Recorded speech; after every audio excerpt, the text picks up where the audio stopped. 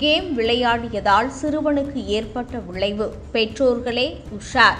அதை பற்றிய செய்தி தொகுப்பை தற்போது பார்க்கலாம்.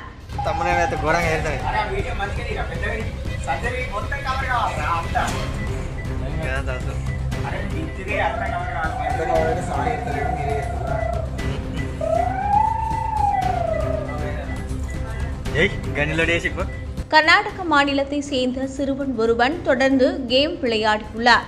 கேம் விளையாடியதால் ஏற்பட்ட விளைவு தற்பொழுது மாணவனின் வாழ்க்கை கேள்விக்குறியாகியுள்ளது.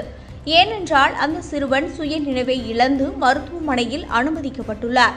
இது மட்டுமல்லாமல் 24 மணி நேரமும் அந்த கேமில் என்னென்ன செய்யப்படுகிறதோ அதையெல்லாம் செய்கிறார். இதை ஒரு செய்தியாக கடந்து போகாமல் இதில் ஏற்படும் விளைவுகளை நாம் ஆராய்ந்து பார்ப்போம். இந்த உலகம் தற்பொழுது நவீனமயமாகி வருகிறது. அதன் வழியில் மக்களாகிய நாமும் பயணித்துக் கொண்டிருக்கிறோம். சிலர் அந்த நவீனத்தில் உள்ள நல்லவைகளை அறிந்து அதில் பயணம் செய்கின்றனர். ஆனால் சிலரின் பயணம் மாறிவிடுகிறது.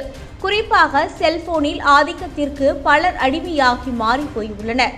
இதில் பெரும்பான்மையாக பாதிக்கப்படுவது சிறுவர்கள்தான். இதற்கு முழு காரணம் அவர்களின் பெற்றோர்களே. பெற்றோர்கள் தங்கள் பிள்ளைகளின் கையில் போனை கொடுத்துவிட்டு கவனிக்காமல் இருந்து வருகின்றனர்.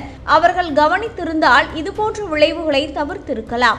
பெற்றோர்களே இனியாவது தங்கள் மகன் மகள் போனில் என்ன செய்கிறார்கள் என்பதை கவனியுங்கள்.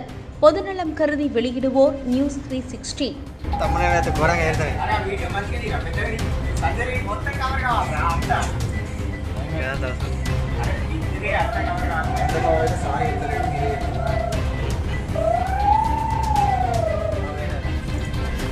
గనిలో వేసి